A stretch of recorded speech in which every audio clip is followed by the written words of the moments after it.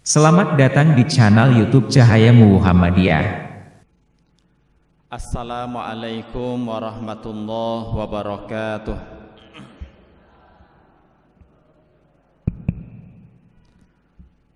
Alhamdulillah, wassalatu wassalamu ala Rasulillah. Ashhadu an la ilaha illallah wa ashhadu anna Muhammadan abduhu wa rasuluh. Ya ayyuhalladzina amanu taqullaha haqqa tuqatih wa la tamutunna illa wa antum muslimun. Allahumma arhamna bil Qur'an. Wahai orang-orang yang beriman, bertakwalah kepada Allah dengan sebenar-benar takwa, dan janganlah kita meninggal kecuali dalam keadaan beragama Islam. Tawaffana muslimin wa alhiqna bis salihin.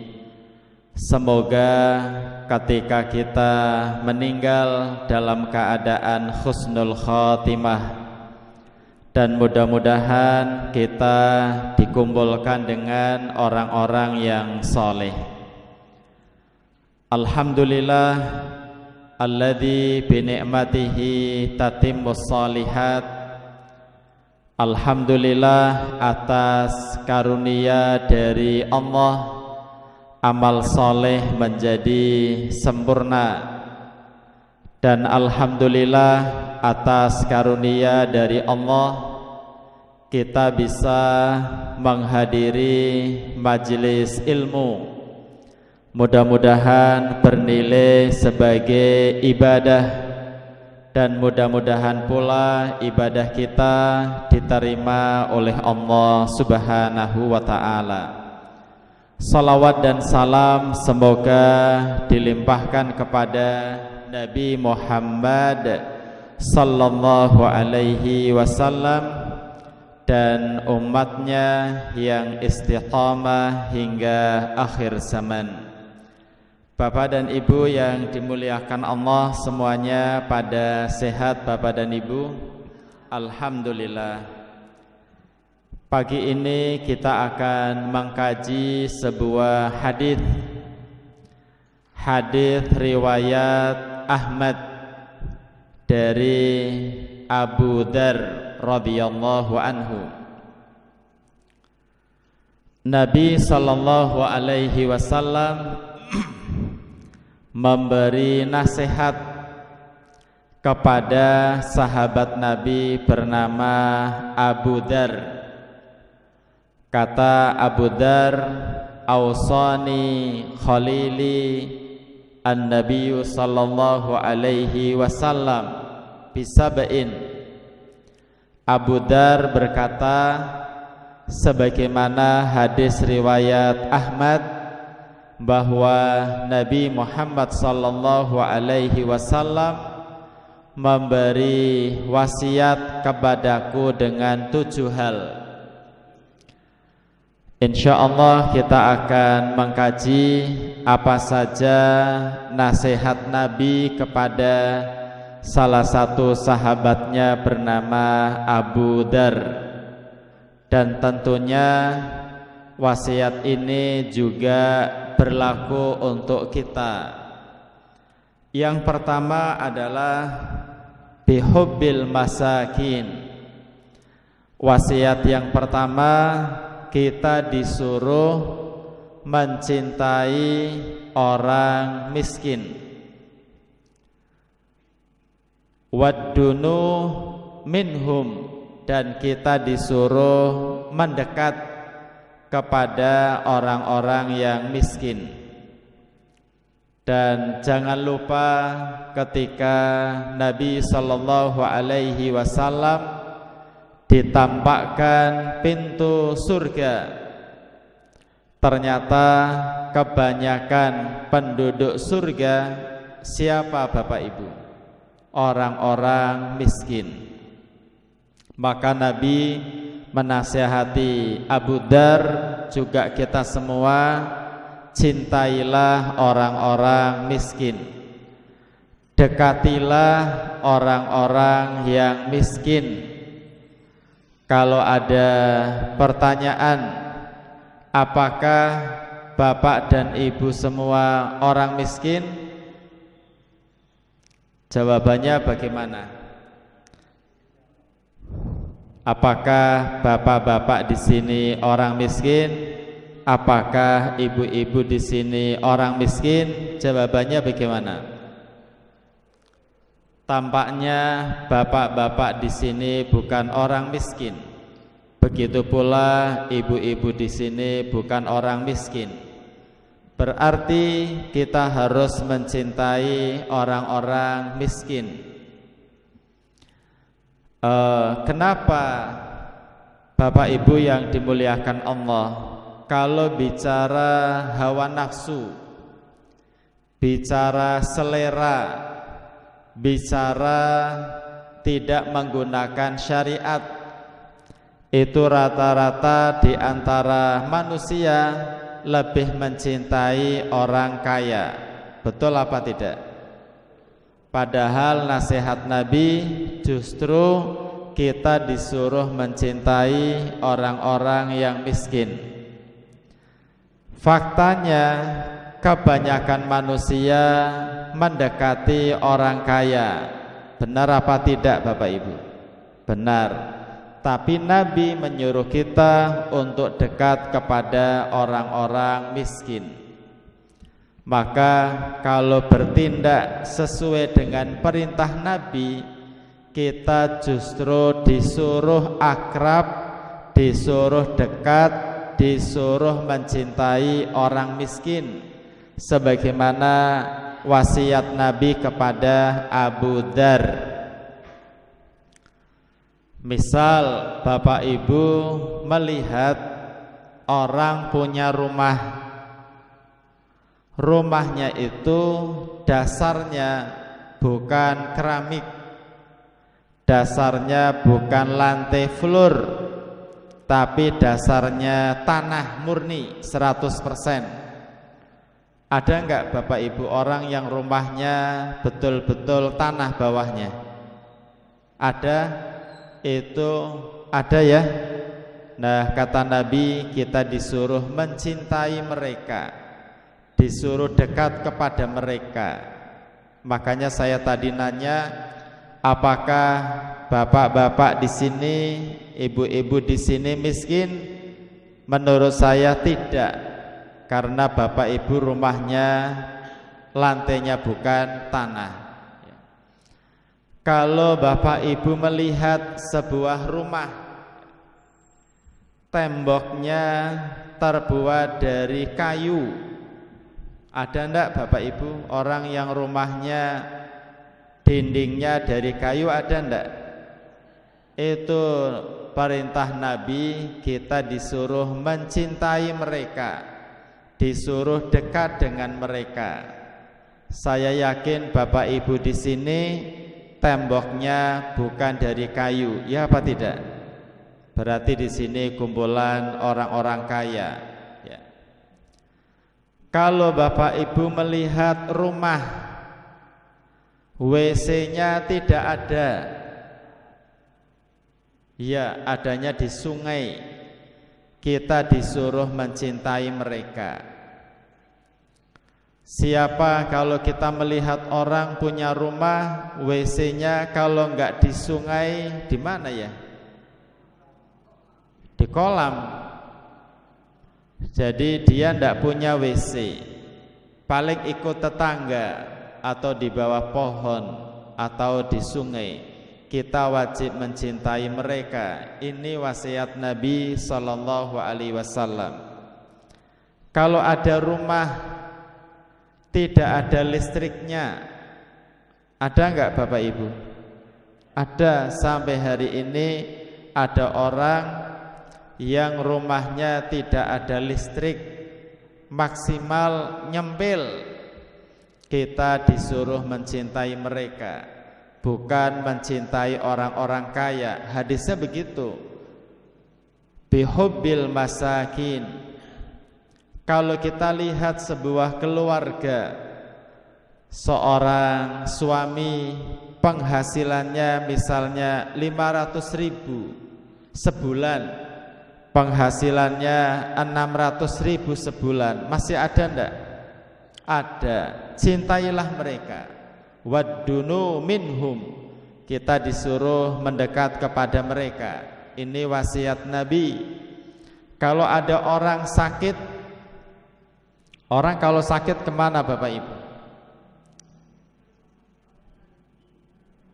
Ke rumah sakit. Itu yang punya uang.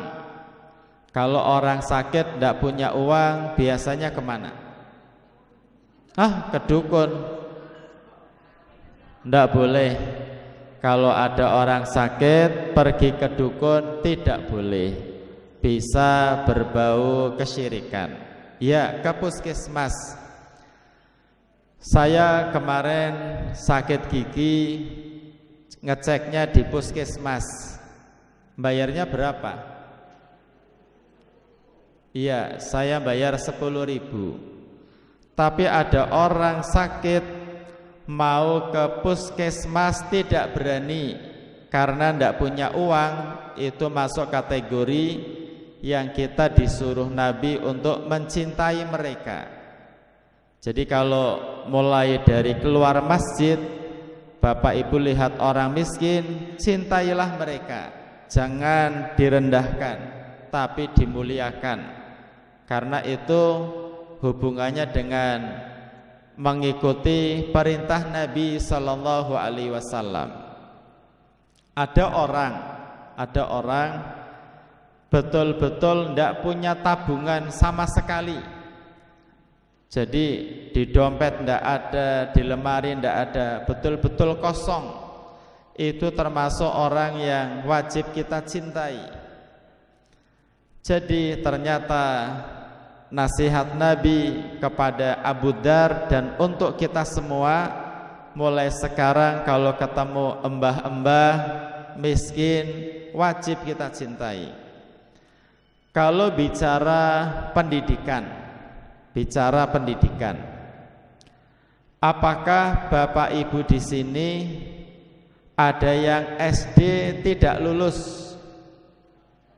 Ada ya? Oh, ini generasi zaman dulu ya. Ya. Kalau ada orang sampai SD saja tidak lulus, kata Nabi Sallallahu Alaihi Wasallam, bihubbil masakin, kita disuruh mencintai orang-orang miskin. Maka kalau ketemu orang yang tidak bisa sekolah karena tidak punya biaya, wajib kita cintai. Jadi mulai sekarang mendengarkan nasihat Nabi, ada orang kaya, ada orang miskin, siapa yang kita cintai? Orang miskin. Ini nasihat Nabi.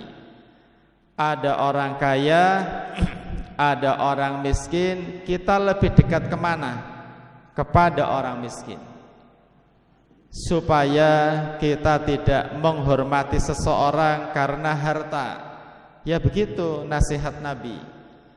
Terserah orang pada mencintai orang kaya, silakan. Orang pada mendekat kepada yang kaya, silakan. Tapi nasihat Nabi kebalik. Ada yang miskin, cintai yang miskin. Ada yang miskin, kita dekati. Bukan berarti sama sekali kita tidak dekat dengan orang kaya, bukan. Tapi kalau disuruh milih durasinya, penghormatan kita awali kepada orang-orang yang miskin. Pasti kalau kita ada orang kaya, ada orang miskin, lebih cinta kepada orang kaya, itu kita berarti melanggar syariat Allah, melanggar syariat Nabi. Nabi tidak mungkin menyuruh kecuali untuk terbaik bagi kita. Kalau mau taat kepada Nabi, mulai sekarang kalau kita ketemu orang miskin, kita tinggikan, hormati. Meskipun kebanyakan manusia lebih mencintai orang-orang kaya, tapi bagi orang beriman tidak. Kita melawan hawa nafsu untuk lebih menghormati, menyayangi, mendekati orang-orang yang miskin. Baik, yang kedua, nasihat Nabi kepada Abu Dzar, juga nasihat Nabi untuk kita adalah an angdur ila man huwa asfala minkum wala angdur ila man huwa fauqaki. Artinya, saya, kata Abu Dzar, diberi nasihat oleh Nabi SAW, disuruh melihat siapa Bapak Ibu? Orang yang bagaimana? Lihatlah orang yang di bawah kita. Ini nasihat Nabi. Tidak boleh melihat orang yang di atas kita. Maksudnya apa? Maksudnya nasihat Nabi SAW urusan dunia. Kalau dunia dinilai dari apa Bapak Ibu? Harta. Lagi-lagi nasihat Nabi, kita disuruh mengekang hawa nafsu agar melihat orang yang di bawah kita. Nih misal, kita punya motor. Punya apa Bapak Ibu? Punya motor. Kalau nasihat Nabi, kita disuruh melihat orang yang tidak punya motor. Ya begitu nasihat Nabi. Berarti yang punya apa? Sepeda. Nanti rasanya gimana? Senang. Apalagi rasanya? Kata Nabi, tambah syukur. Saya ulangi nih. An angdur ila man huwa asfala minni. Nabi menasihati Abu Dzar, urusan dunia, lihat yang di bawah Anda. Jadi bahasanya Nabi menasihati ke timur, kalau kita ke barat ada masalah enggak? Pasti ada masalah. Yang mohon maaf sudah punya tempat tinggal, supaya bersyukur, gimana Bapak Ibu? Lihat orang yang belum punya rumah, nanti hatinya gimana? Tenang, senang, bersyukur. Dan rumusnya, kalau bersyukur, la azidannakum, pasti akan ditambah oleh Allah rizkinya. Yang Bapak Ibu tadi sekolahnya makan bangku kuliah keras tapi dimakan ya, maka biar hatinya tenang, lihat siapa? Orang yang tidak kuliah. Apa hukumnya?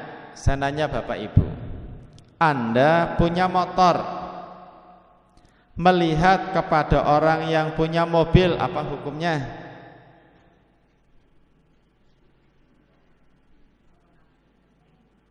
Kita punya motor, terus melihatnya terus-menerus sama yang punya mobil, apa hukumnya?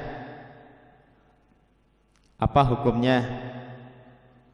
Kalau kembali kepada hadis tadi, hadis riwayat Ahmad, tidak boleh.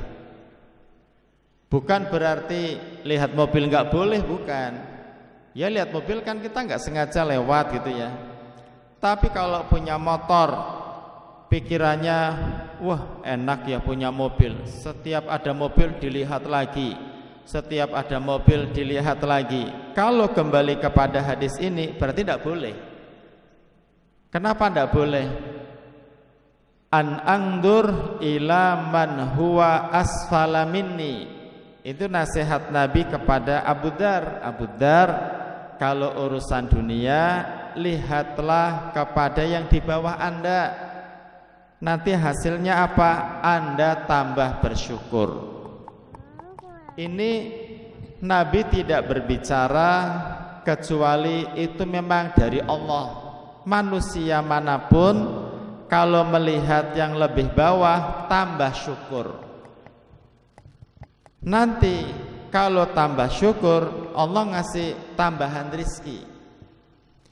Tapi kita punya motor, lihat mobil terus, gimana Bapak Ibu? Hatinya gimana? Panas. Hatinya gimana? Hatinya panas, pengen, akhirnya tidak bersyukur. Remeh ini, tapi nyatanya begitu. Sekali lagi, bukan haram hukumnya lihat mobil, bukan ya, nggak apa-apa lihat mobil. Tapi dalam rangka bersyukur, sibuklah melihat orang yang di bawah kita. Yang punya mobil second, nyambung ya, mobil second, itu bagusnya melihat siapa? Lihat yang punya motor. Tapi yang mobilnya second, yang dilihat mobil baru, gimana hatinya Bapak Ibu? Panas. Ini Nabi yang nyuruh. Sekali lagi, bukan berarti tidak boleh melihat mobil baru, bukan. Yang saya maksud, kalau sudah punya mobil second, nikmati, syukuri. Orang kalau mensyukuri punya mobil second, insya Allah Allah akan tambah rizki. Tapi baru beli mobil second yang dilihat baru-baru, panas, dan tidak mungkin bersyukur. Karena Nabi yang mengatakan dalam hadis yang lain, ungdur, lihatlah, ila man huwa asfala minkum, orang yang di bawah Anda. Kenapa? Biar syukur. Jadi saya tidak melarang Bapak Ibu lihat mobil baru, tidak. Tapi sibuklah dengan rizki yang sudah ada. Lihat yang di bawahnya. Kata orang, rumput tetangga lebih apa? Lebih hijau. Itu kata orang, nggak tahu dalil, nggak tahu Quran, nggak tahu hadis. Tapi kalau nasihat Nabi, lihatlah yang di bawah kita supaya bersyukur. Kalau tetangga di bawah kita, ya sering dilihat, nanti tambah syukur. Kalau tetangga lebih kaya, ndak usah dilihat, biarin, ndak usah dilihat, nanti panas. Tapi kan, oh nggak ada tapi-tapian. Kalau Anda pingin rezekinya ditambah, bersyukur. Bentuk syukurnya sibuk lihat yang di bawahnya. Itu nasihat Nabi. Saya yakin hatinya tenang, syukur, dan akan ditambah rizkinya oleh Allah. Jadi Bapak Ibu yang dimuliakan Allah, supaya kita banyak bersyukur, sibuklah mengamati orang-orang yang di bawah kita. Bukan berarti kita tidak boleh meningkatkan kualitas hidup. Ya jelas, kalau konsep kualitas hidup, ya konsepnya semakin kesana harus semakin baik. Itu konsep Islam. Baik urusan dunia maupun akhirat harus lebih baik. Tapi caranya bukan dengan melihat orang yang lebih di atas kita. Nanti hasilnya jadi tidak syukur. Ya apa tidak Bapak Ibu? Mudah-mudahan saya, Bapak dan Ibu semua mulai sekarang fokus melihat orang yang di bawah kita. Nanti akan muncul namanya syukur. Baik, yang ketiga, nasihat Nabi sallallahu alaihi wasallam kepada Abu Dzar, an asil rahimi. Nasihatnya adalah, wahai Abu Dzar, jalin silaturahim. Berarti seakan-akan kalau tidak silaturahim, itu berdosa. Berarti seakan-akan kalau kita hidup tidak menjalin silaturahim, kita bertentangan dengan syariat Allah. Berarti kalau kita tidak silaturahim, kayak kita ke timur, nabinya ke barat, tidak nyambung.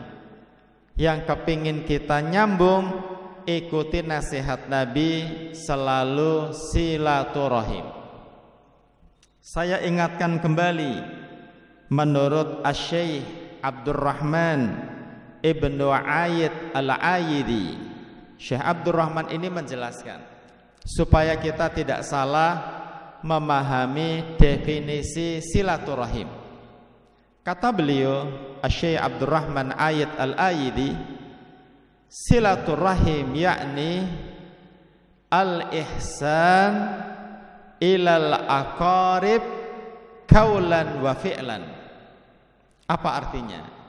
Yang disebut dengan silaturahim, kata Syekh Abdurrahman Ayyid Al-Ayyidi, al-ihsan, berbuat baik, ilal aqarib, kepada keluarga. Yang dimaksud dengan keluarga masih ada hubungan keluarga. Kaulan, bentuknya bisa ucapan, wa fi'lan, bisa berbentuk perbuatan.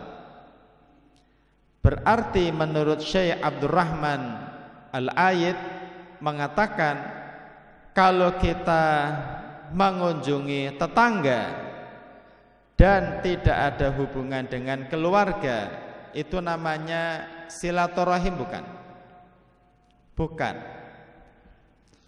Bukan. Mengunjungi ustadz, kiai, nggak ada hubungan keluarga, itu namanya silaturahim bukan? Bukan. Kok kayak ndak ridho ya jenengan? Jadi silaturahim itu al-ihsan ilal aqarib atau al-aqrabin, berbuat baik yang ada hubungan dengan keluarga. Jenengan main ke teman kantor, silaturahim bukan? Bukan. Namanya ziarah, berkunjung. Ya baik, bagus, nggak ada masalah, tapi nggak masuk definisi silaturahim. Jadi silaturahim di sini adalah berbuat baik yang ada hubungan dengan kekeluargaan, ada hubungan darah. Sehingga kata Syekh Abdurrahman menjadi evaluasi buat kita. Sama teman WA, sama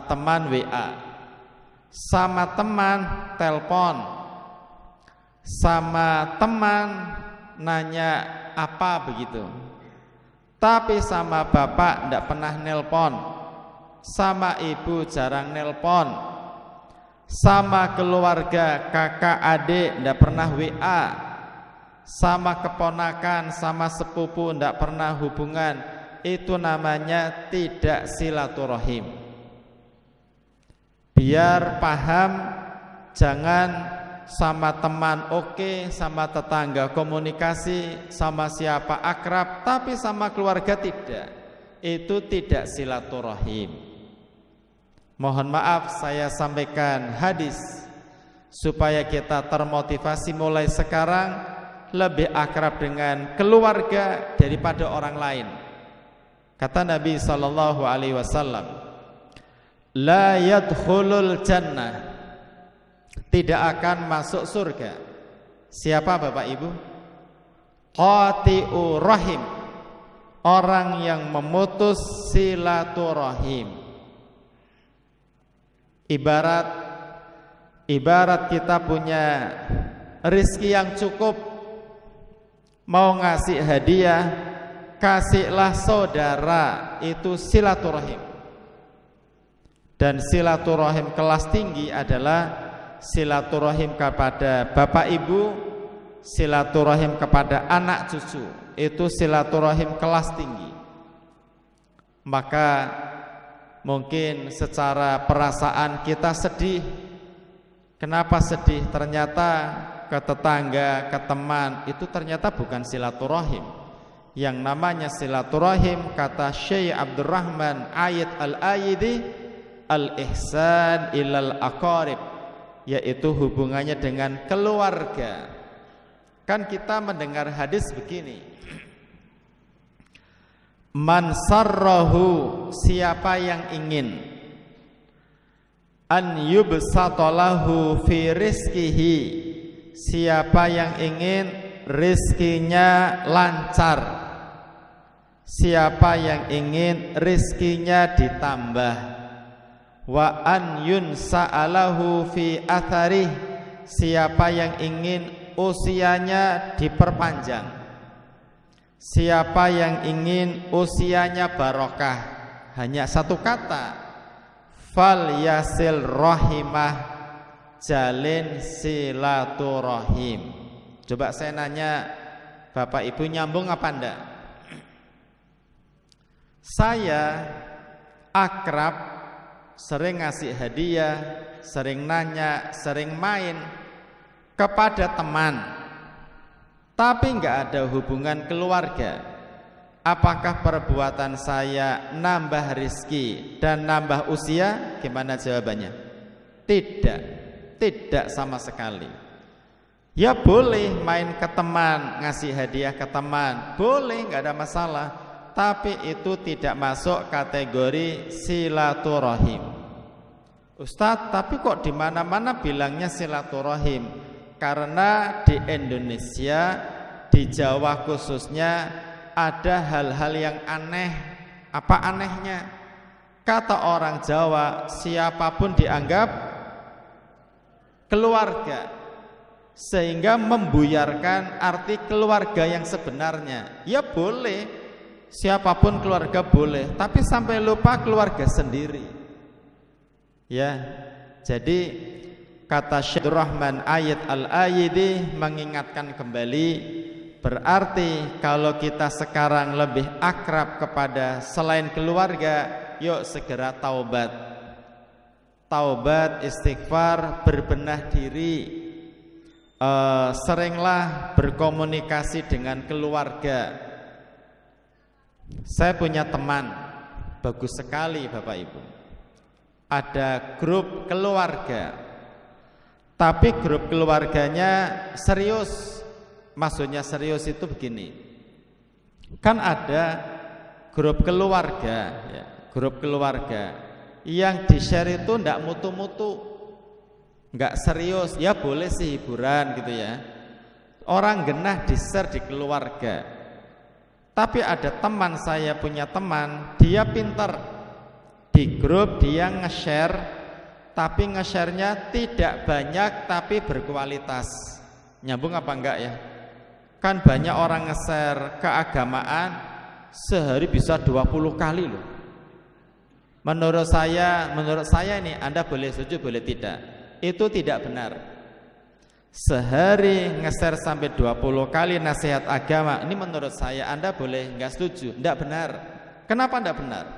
Sudah dipastikan yang nge-share enggak baca, sudah dipastikan yang nge-share tidak mentadaburi ilmu nasihat tersebut. Maka kalau nge-share jangan banyak-banyak, sedikit tapi berkualitas. Ya kalau bahasanya sehari nge-share sekali itu udah bagus, pendek, berkualitas, nggak nyinggung, enak, lembut, itu lebih masuk daripada 20 kali panjang, scrollnya panjang. Dan saya tertarik dengan teman saya ini, ada pengajian bulanan keluarga, dan pengajianannya online karena keluarganya jauh-jauh, sebulan sekali. Itu keren, sangat keren. Kenapa? Itu yang namanya silaturahim. Ini mohon maaf, kita punya grup, ada kajian di grup sebulan sekali, tapi anggotanya teman-teman, kalah keren dengan silaturahim yang anggotanya keluarga.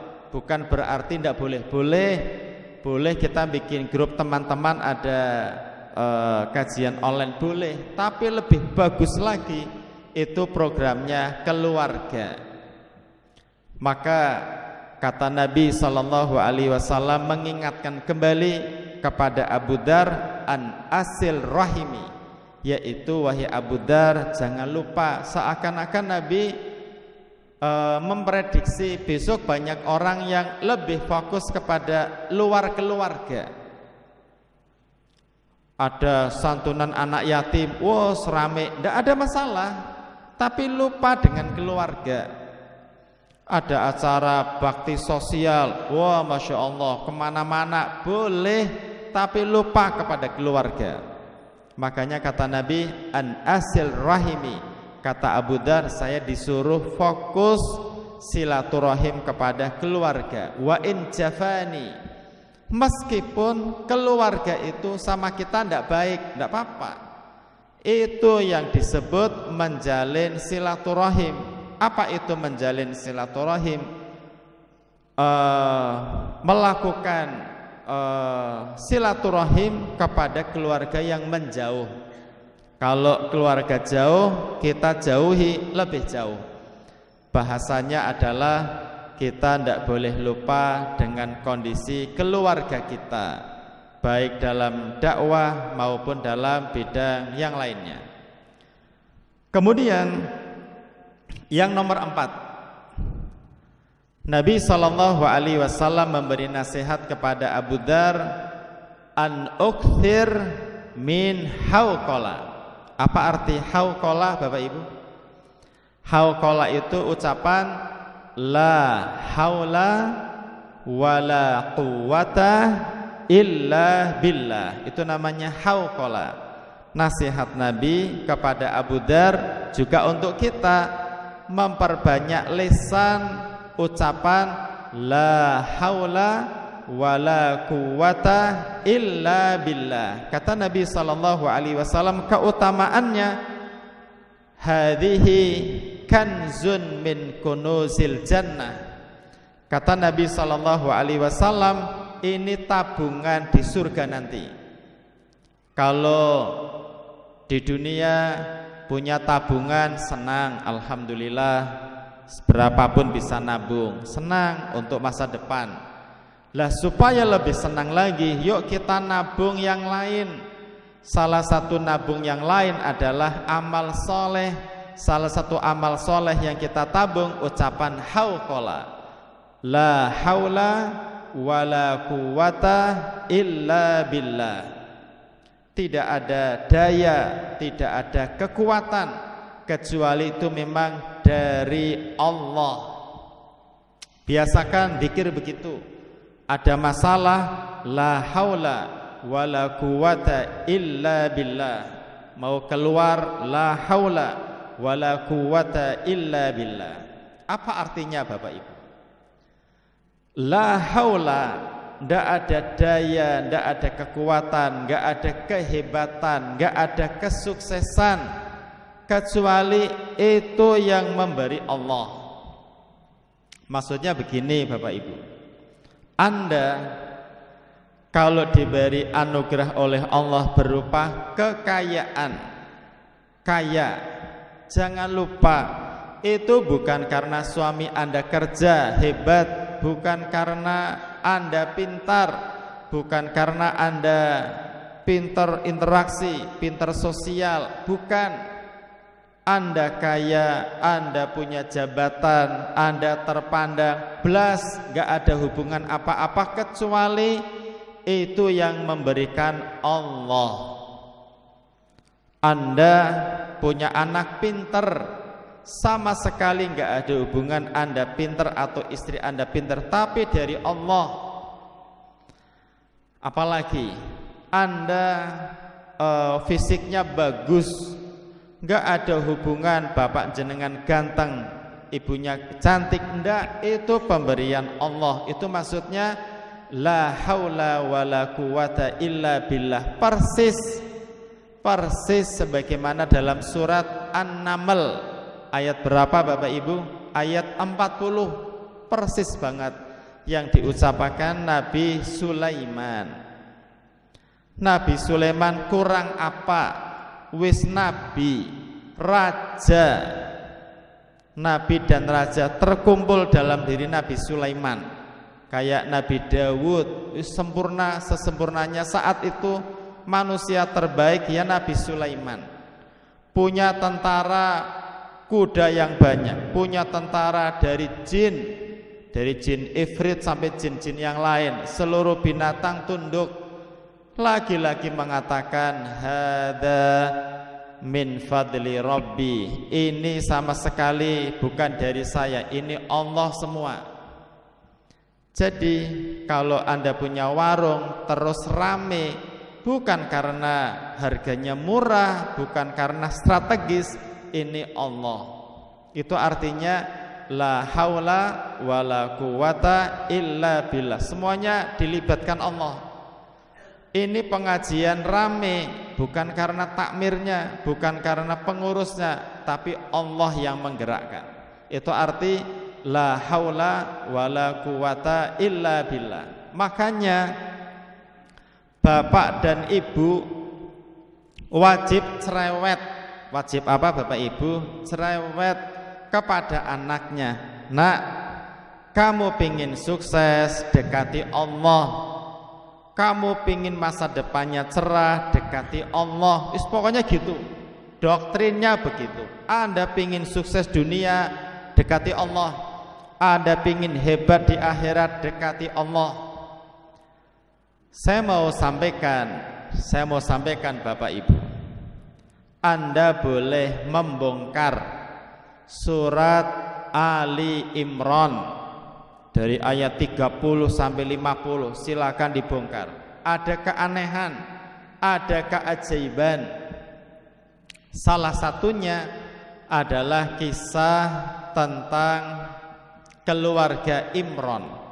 Keluarga siapa Bapak Ibu? Imran. Bongkar nanti surat Ali Imran ayat 30 sampai 50-an. Imran Bapak Ibu adalah orang soleh. Orang soleh sampai tua tidak punya anak. Orang soleh dekat sama Allah, tidak punya anak. Istrinya, kata Ibnu Katsir, Imran ini punya istri namanya Hannah. Hannah sudah tua, tidak punya anak, divonis mandul. Sekelas orang soleh yang namanya ada dalam Quran loh, hebat, tidak punya anak. Berdoa kepada Allah plus ibadahnya rajin, ada keajaiban, yaitu Hannah ini hamil, punya anak. Namanya siapa? Siapa anaknya Hannah, anaknya Imran? Anaknya namanya siapa? Maryam. Maryam ini hidupnya Anda bisa buka di berbagai literasi. Maryam bintu Imran hidupnya ibadah tok, di mihrab ibadah tok. Jadi kalau saya simpulkan, kalau ada seorang istri, ada seorang ibu ibadahnya kuat, wah hebat. Sehebat-hebatnya wanita, kalau wanita itu ibadahnya kuat. Saya mau nanya ibu-ibu ini, ibu-ibu jenengan ibadahnya kuat enggak? Bapak nggak usah jawab. Saya yakin keluarga manapun yang ibu ibadahnya kuat, itu keluarga kuat dan melahirkan generasi kuat. Ini menurut laki-laki loh Bu. Kalau jenengan kuat, maka suami manapun akan berperasaan ibu istri adalah wanita tercantik di dunia. Ya enggak Pak? Oh, ibadahnya kuat. Nah, Maryam ini ibadahnya kuat, tidak disentuh laki-laki, atas karunia Allah hamil dan punya anak. Namanya siapa? Isa, Nabi Isa. Jadi ibu yang ibadahnya kuat melahirkan seorang nabi yang hebat, Nabi Isa. Maryam ini ibunya Nabi Isa, ketika dilahirkan Sebagian berpendapat dalam Ibnu Katsir, tradisi zaman dulu kalau anak baru lahir sukanya dititipkan kepada orang soleh. Saat itu orang soleh namanya Nabi Zakaria. Nyambung ya. Dan Nabi Zakaria memang banyak perbedaan pendapat. Pendapat pertama, istrinya Nabi Zakaria bernama Isya, saudara kandung dengan istrinya Imron, Hannah. Jadi kakak adik, paman ipar gitu kan ya. Nabi Zakaria itu heran. Apa herannya? Ketika masuk dalam mihrabnya Maryam yang ibadahnya kuat, Nabi Zakaria nggak ngasih makanan, di mihrab sudah ada makanan. Itu bagi Allah gampang. Kalau berlaku kepada Nabi namanya mukjizat, kalau berlaku kepada selain Nabi namanya karomah. Orang kalau dekat kepada Allah, bagi Allah mudah. Hal-hal yang gak masuk akal terjadi. Ini bukan kisah fiktif, dalam Quran ada. Ditanya, wahai Maryam, ini dari mana? Kata Maryam, huwa min indillah yarzuqu may yasha bighairi hisab. Ini yang ngasih Allah. Ibnu Katsir menjelaskan, rezeki di sini adalah buah-buahan di musim panas, tapi munculnya di musim dingin. Buah-buahan musim dingin munculnya di musim panas. Enggak masuk akal. Contoh, sekarang musim apa Bapak Ibu buah-buahan? Duren. Kita ngomong duren, pingin duren ya. Kalau yang enggak musim apa buah sekarang? Mangga udah mulai habis ya. Nah, musim durian, mangga itu banyak. Musim mangga, durian banyak. Nabi Zakaria tuh bingung. Oh, ternyata wanita yang ahli ibadah akan mendatangkan rezeki yang luar biasa. Padahal Nabi Zakaria sudah tua, istrinya Isya sudah tua, divonis mandul. Jadi kalau cerita dari atas itu unik. Atasnya lagi kan Nabi Ibrahim. Nabi Ibrahim sudah tua, tidak punya anak. Istrinya Sarah juga mandul. Dengan dekat kepada Allah berdoa, akhirnya Sarah punya anak. Jadi dari yang enggak masuk akal terjadi. Kata Nabi Zakaria, wah, berarti ada kesempatan. Kalau kita dekat kepada Allah, Allah akan memberikan rezeki yang di luar nalar. Akhirnya Nabi Zakaria punya istri namanya Isya, hamil. Lahirlah Nabi siapa? Yahya. Masya Allah ya. Tidak punya anak, sudah tua, tidak sekedar diberi anak, tapi menjadi anak seorang Nabi. Berarti kesimpulannya apa? Ibu-ibu, yakinlah kalau ahli ibadah dekat sama Allah akan mendatangkan rezeki yang luar biasa. Tentunya sih tidak hanya ibu-ibu juga ya, bapak-bapak juga termasuk ahli ibadah. Baik, kita teruskan yang nomor berapa? Nomor 5. An atakallam bimurril haqqi. Nasihat Nabi kepada Abu Dzar, disuruh ngomong an atakallam bimurril haqqi, untuk berbicara yang benar meskipun pahit. Mur itu artinya pahit. Bapak Ibu yang dimuliakan Allah Subhanahu wa taala, kita kadang di masyarakat ya sebenarnya melihat ada yang enggak beres tapi diam. Nah, itu salah. Seakan-akan Nabi menjelaskan kepada kita, kita hidup pasti banyak kejadian di luar rel yang telah ditentukan. Saya ulangi nih, kita hidup melihat entah di masjid, di rumah, di kantor, di pasar, dimanapun. Kalau kita melihat banyak orang, mayoritas kayak kereta berjalan di luar rel. Nyambung nggak Bapak Ibu ya? Jadi kalau kita mau melihat di masjid ring 1, di sekolah, di pasar, di rumah, dimanapun, pasti yang kita lihat orang tidak berjalan di atas jalan yang benar, maksudnya begitu. Anda mau lihat di segala lini itu Islam di sini, orangnya di sini. Jadi hampir semua orang itu nggak berjalan di atas Islam sebenarnya. Maka itu kalau kita lihat pasti banyak yang bertentangan dengan Quran dan Sunnah, pasti. Nah, kita disuruh kata Nabi an atakallam bimurril haqqi, untuk ngomong meskipun kita ngomong rasanya pahit. Contoh ini contoh ya. Contoh di masjid lah. Di masjid. Tapi bukan masjid ini ya, masjid yang lain. Ada imam enggak sedikit suaranya jelek. Mohon jangan tersinggung ya. Ada imam suaranya jelek, ndak punya hafalan, ditambah sudah tua. Ada ndak? Ada ndak Bapak Ibu? Ada imam wis tua, ndak punya hafalan. Kalau punya hafalan, surat-surat andalan, ganti surat, bingung rokaat. Ada ndak? Syariatnya gimana? Syariatnya ya ummul kaum aqra'uhum li kitabillah. Yang menjadi imam yo yang Al-Qur'annya bagus, suaranya bagus, hafalannya bagus, akhlaknya bagus, bukan yang tua, ya apa tidak?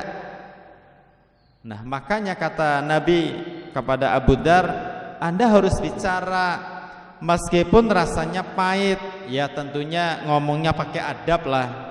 Pak Takmir, oh kok Pak Takmir si imamnya kan, wahai imam, mohon maaf ya, jenengan suaranya jelek, gitu bagus gak ya?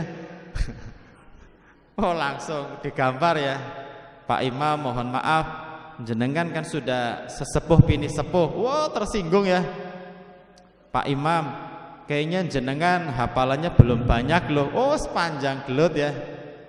Ya maksudnya hanya contoh sih, maksudnya yang baik lah.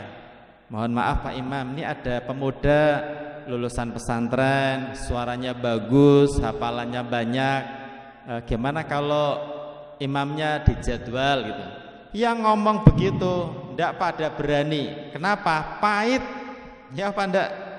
Iya. Akhirnya dibiarkan. Akhirnya jamaahnya, ke imam piye ya?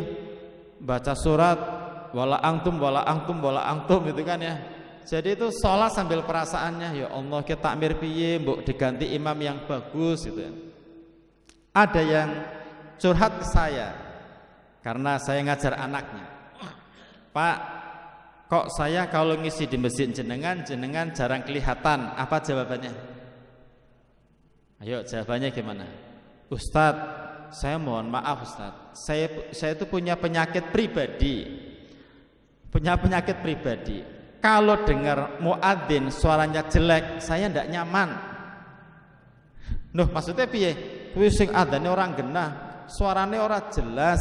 Masa takmir nggak bisa memilih muadzin yang bagus? Oh ternyata begitu.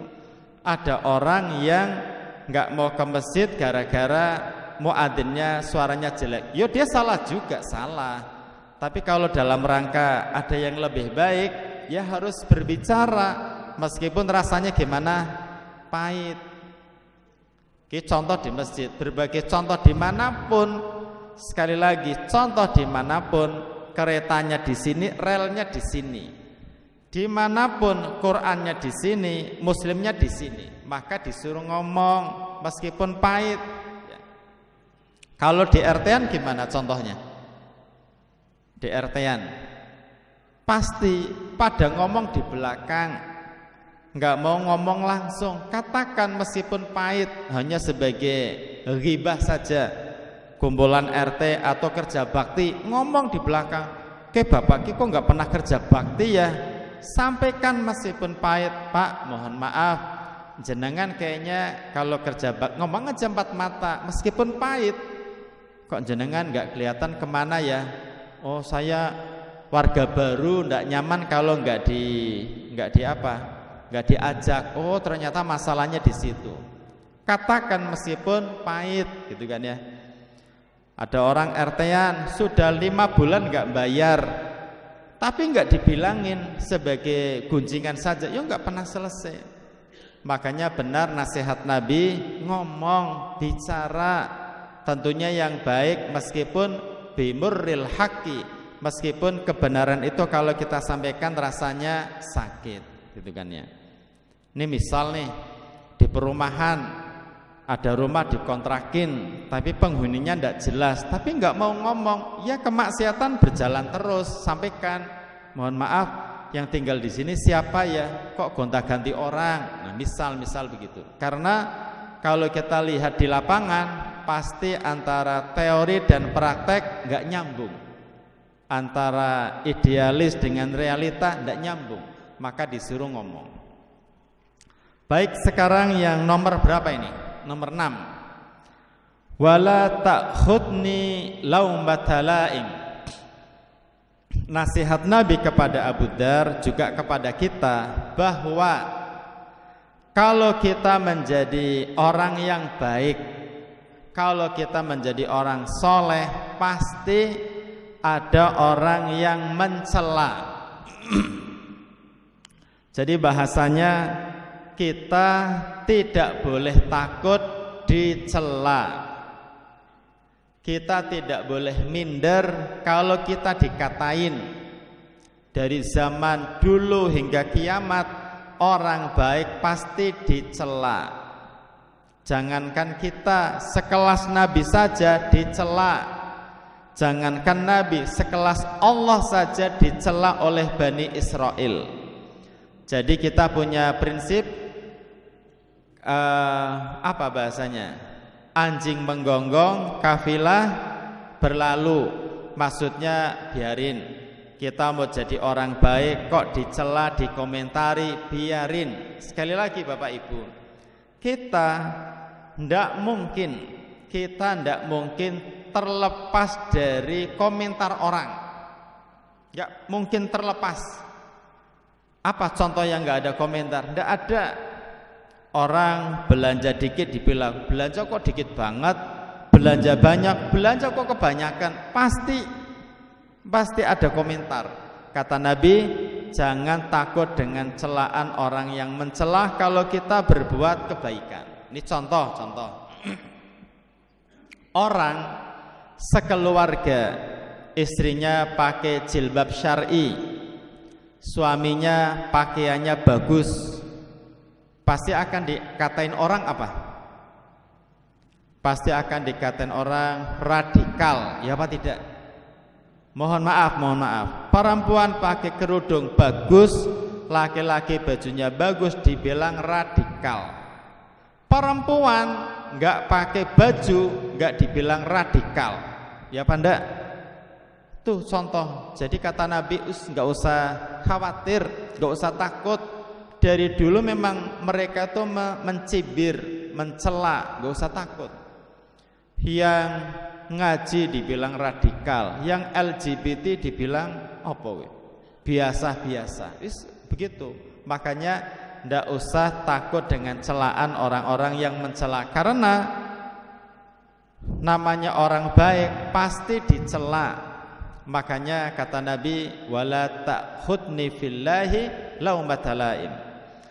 Kemudian yang terakhir, wa alla as'alan nasa syai'a.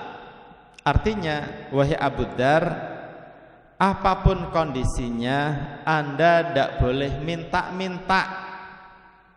Berarti seakan-akan menasihati Abu Dzar, yang namanya orang harus bekerja, yang namanya orang harus beraktivitas.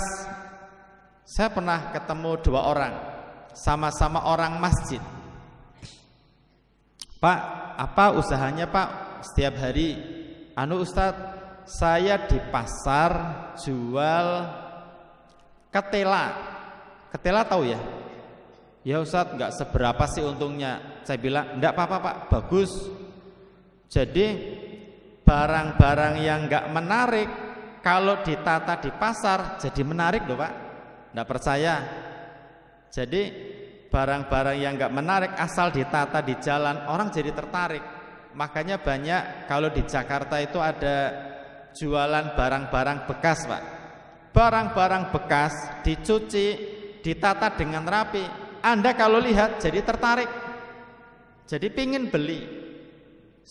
Sebutin barang yang jelek-jelek coba, ditata dengan rapi, orang melihat, Allah menggerakkan dia untuk membeli. Jadi seakan-akan seorang muslim tidak boleh nganggur, gerak. Kemarin saya ketemu sama orang hebat sehebat-hebatnya, sangat hebat. Apa hebatnya? Ketemu sholat asar bareng di masjid perumahan saya, terus kenal saya, ngobrol. Saya nanya, Pak, habis ngapain Pak? Dia ini pensiunan PNS. Orangnya hebat karena 5 waktu di masjid. Sholat asar di masjid perumahan, ngobrol.